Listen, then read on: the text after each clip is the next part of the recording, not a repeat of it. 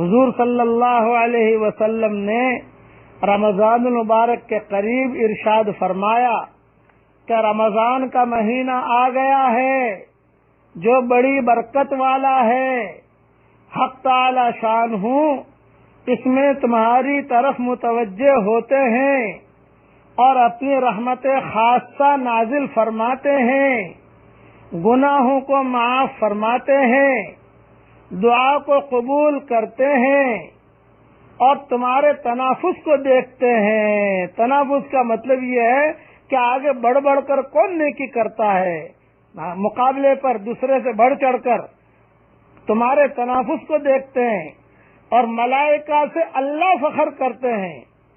بس اللہ تعالیٰ کو اپنی نیکی دکھلاؤ، اللہ کو اپنی نیکی دکھلاؤ۔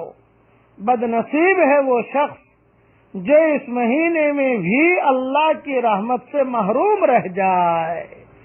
یہ حدیث امام طبرانی نے یہ حدیث لکھی ہے اور دوسری بھی کتابوں میں یہ حدیثیں موجود ہیں، لیکن بڑی کتاب کا حوالہ میں نے دے دیا، طبرانی میں یہ حدیث ہے۔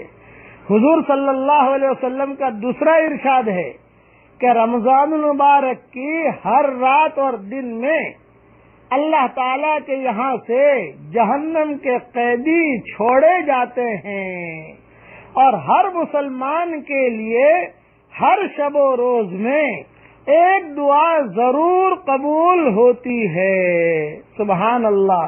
حدیث کی کتابوں میں یہ دعا مختصر ملتی ہے۔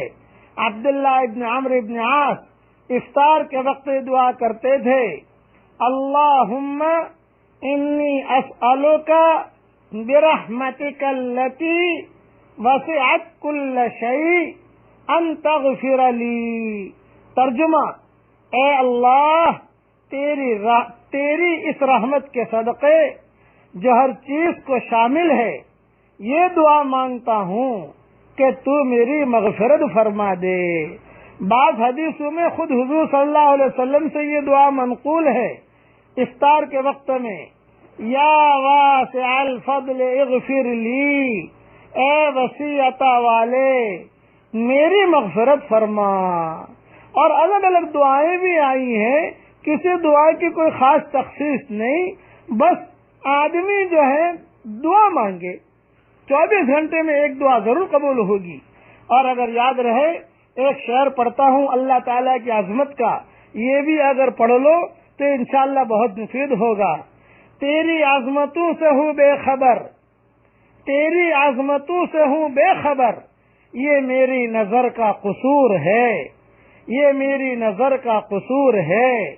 تیری رہ گزر میں قدم قدم، کہیں عرش ہے کہیں طور ہے، تیری رہ گزر میں قدم قدم، کہیں عرش ہے کہیں طور ہے۔